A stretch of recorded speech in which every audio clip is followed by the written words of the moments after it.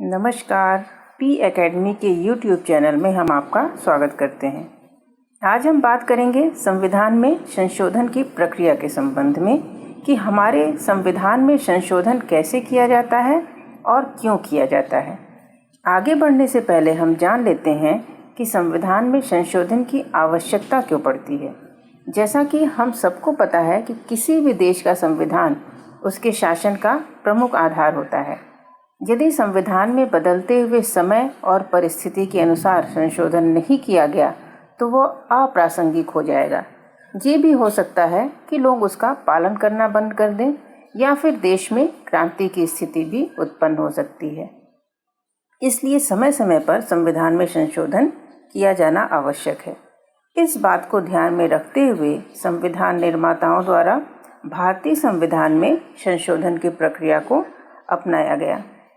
भारतीय संविधान में संशोधन की प्रक्रिया दक्षिण अफ्रीका के संविधान से अपनाया गया है, जिसका उल्लेख भारतीय संविधान के भाग 20 और अनुच्छेद 368 में किया गया है।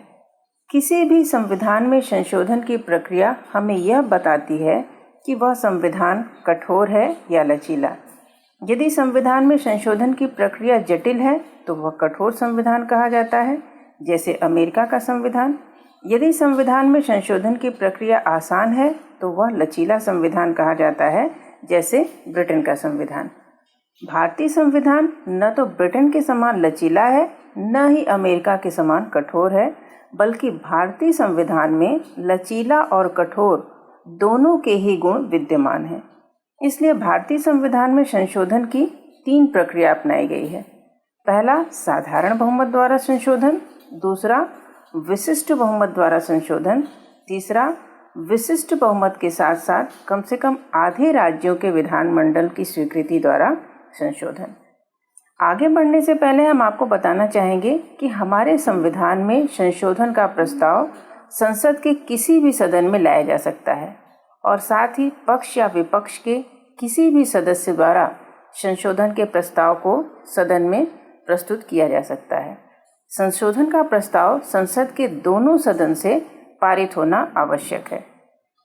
संविधान में कुछ विषय ऐसे हैं जिसको सामान्य बहुमत के आधार पर ही संशोधन किया जा सकता है, जैसे राज्य के क्षेत्र, सीमा और नाम में परिवर्तन, कुछ शर्तों के साथ राज्य विधानमंडल के द्वितीय सदन यानी विधान परिषद का गठन और समाप्ति, नागरिकता, अनुसूचित जातियों और जनजातियों से संबंधित व्यवस्था, संसदीय विशेषाधिकार, संसदीय गणपूर्ति, संसद द्वारा कानून निर्माण हेतु अपनाई गई प्रक्रिया तथा द्वितीय अनुसूची की कुछ व्यवस्थाएं आदि ऐसे विषय हैं जिसमें संसद के दोनों सदनों के साधारण बहुमत द्वारा भी संशोधन किया जा सकता है।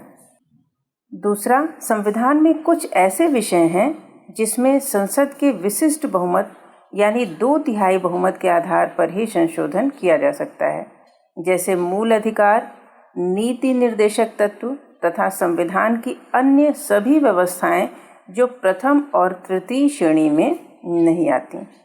उन सब में संशोधन संसद द्वारा अपने दोनों सदनों के 2/3 बहुमत के आधार पर किया जा सकता है।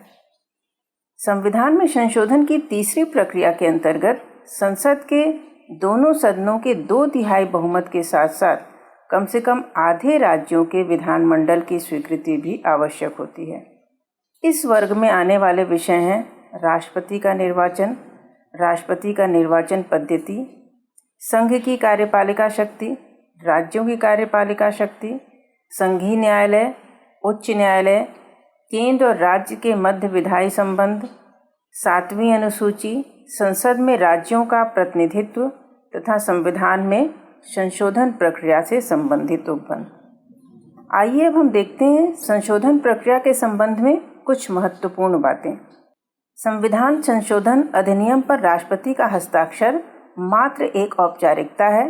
भारतीय संविधान के 24वें संशोधन द्वारा यह कहा गया है कि जब कोई संविधान संशोधन विधेयक संसद के दोनों सदनों से पारित होने के पश्चात राष्ट्रपति के समक्ष जाता है तो राष्ट्रपति को उस पर अपनी अनुमति देनी पड़ती है।